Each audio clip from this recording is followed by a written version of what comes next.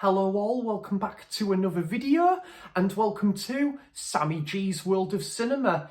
Today on the channel I am going to be continuing on my Blu-ray collection series where I just go through my entire Blu-ray collection in multiple videos and just focusing on my standard Blu-rays, and then I'll eventually showcase the boutique stuff, and then I'll eventually move on to showcasing the 4Ks that I've got in my collection.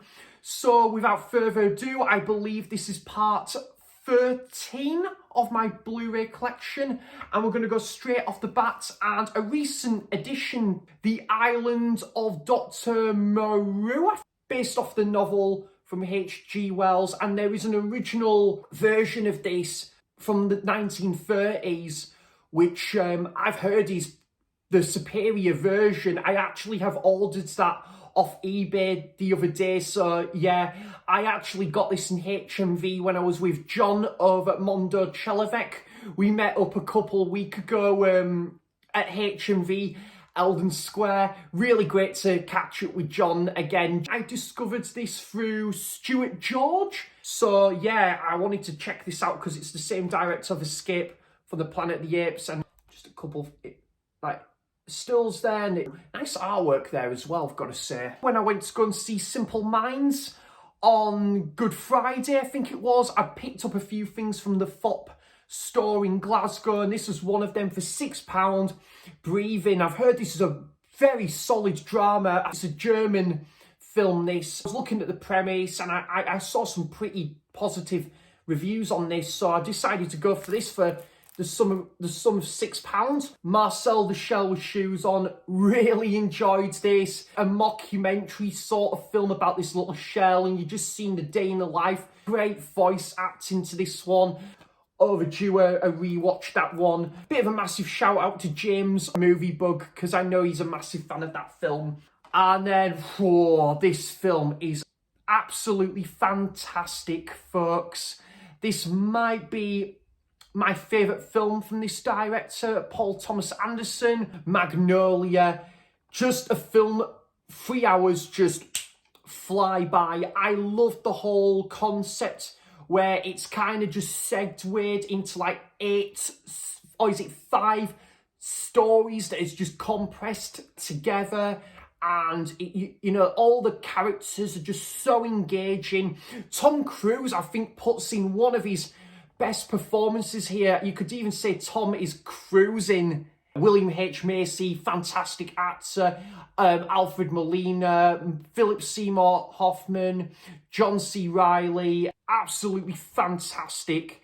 Jason Robards, who's in Once Upon a Time in the West, which I just did an unboxing video of that very, very recently. So yeah, wonderful film, and definitely watch out for those raining frogs. Brilliant film from the same director, Paul Thomas Anderson. And I've got a massive shout out to Andy at Forgotten World of Movies, because I believe this is in Andy's top 5 favourite films ever, and that's Boogie Nights. We're just focusing on all these characters that just, you know, can't function without the film industry. Some wonderful acting in here, like Don Cheadle and Julianne Moore, Burt Reynolds, Mark Wahlberg. It begins in the 70s and it goes into like the 80s and so forth. So yeah, brilliant.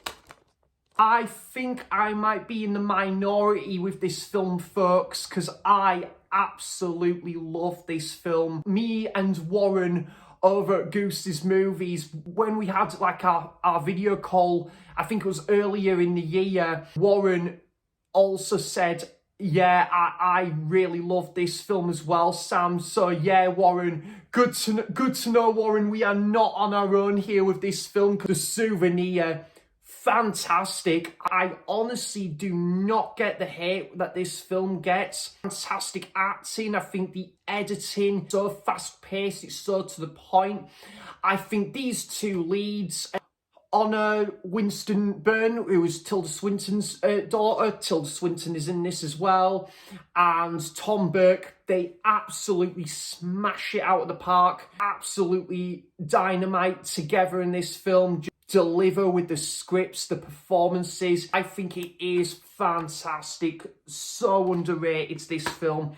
And I need to get the sequel on Blu-ray as well for this great song by OMD there. Baby Teeth, directorial debut from Shannon Murphy. I thought this film was absolutely superb. Some of the cinemas were starting to reopen for, like, obviously since the first lockdown, our first cinema trip back in like 5 months or something. The acting is superb. It's set in Australia, this film as well.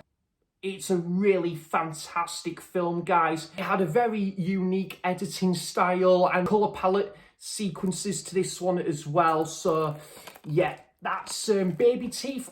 Brooklyn, Saoirse Ronan, Donald Gleeson, Emery Cohen from The Place Beyond the Pines, I believe it was, Jim Broadbent and Julie Walters. Yeah, I think this film was bloody fantastic, guys, about this girl from Ireland that goes to fulfill her destiny. And I went to New York earlier in the year, and I really wish I watched this again before that trip. I can again just remember the performances just being absolutely superb. For what you would expect from like these actors. Definitely one of the biggest surprises at the cinema for me after the Michael Bay Transformers movies. I thought this was going to be another, no pun intended, car crash of a movie, but I actually really enjoyed this movie. I thought it was just going to be on that similar wavelength to the Michael Bay Transformer movies, which were just not my cup of tea one bit. I mean, hey guys, for anyone that is a fan of those movies though, absolutely power to you guys. One day I had a day off work and I thought I'd just pop over to Cineworld in Newcastle to go and see this one, and I went to go and see Bumblebee. And yeah, I thought this was really fantastic, guys. Great side story with the main girl in it, played by Haley Steinfeld, I think it is. Yeah, I really like her lead character in this and her chemistry with Bumblebee. Discover what she's up against the more she is attached to Bumblebee in this. Yeah, I'm not a big John Cena fan, but I thought his character was so entertaining in this, you know, like very over the top, but in a very like lovable way. Not seen Rise of the Beasts. I might think about picking that one up in due course, but yeah, really enjoyed this. Great soundtrack to this one as well. Incredibles 2, a really great comeback for the Incredibles after, I think it was 14 years off screen. It led off from where the first movie ended as well. And yeah, with the whole Underminer, this new villain that comes into later on in the film. I love the whole twist and turns that this goes for. And the film kind of flips it on its head from like the first film, where it's kind of more focused on Mr. Incredible, but then it kind of flips it on its head and focus on Mrs. Incredible in this. Jack in this was just so funny, you know, his little rivalry with that, was it that raccoon? My mum took me to see the first one at Headton Bridge Picture House, had such a fun time. The 2000s, man, was just such an incredible era for like Disney, Pixar and animated movies of that forte. First Incredibles film from 2004. Yep, one of the best animated superhero movies ever. Really just a wonderful film, this, you know, such a great original superhero film. Yeah, I love the animation in this as well, and you know, just a bundle of wonderful personalities. Bob Helen, Jack, Violet, Dash is Frozone. Frozone might have been like my favourite character in this as well. Actually, I love the Scott. 3 Studio Ghibli films. I really need to get a few more Studio Ghibli films on Blu-ray. Fantastic company when it comes to animation. They just release some of the best animated films you will ever see in your life. Same can be said with Disney Pixar, of course, not to take away from them guys, because, well, they've done some of my, let alone animated, they've done some of my favourite films ever. I got this cheap as chips in like a charity shop last year. Tales from Earthsea. Yeah, I really need to get onto this. Kiki's delivery service is quite hard to get hold of now, unfortunately. I think a lot of the Studio Ghibli titles are not like in HMV. I didn't really get the buzz for this one, to be honest, folks, but I'm willing to give it another go. I didn't mind the film when I first watched it, but I think I was just expecting a bit more, but I definitely will give it another go. Got it for £6 from CEX last year, from Up on Poppy Hill. And yeah, the animation, not to take away from the animation one bit, it was beautiful. Lovely colours. And then we flip it open. And oh, that's nice. Very nice indeed. And then you've got this, to me, folks, was a bit of a bargain, to be honest. Like some postcards. Yeah, very nice, definitely. And love that shot there with like a bus in the background. That's from Up on Poppy Hill. I will definitely give it another worthy viewing. I love this film. My Neighbor Totoro. I believe this was my introduction to Studio Ghibli. It was like a film club when I was back at school. We watched this. And the side story with the mom is quite sad. And you've seen what her daughters are going through with all of this. It's quite sad to watch. But I love the whole fantasy sort of like realm that this goes for with the big bear, Totoro, the spirits of these forests, yeah, and the cat's bus. Yeah, I absolutely love, yeah, what a fantastic movie this is.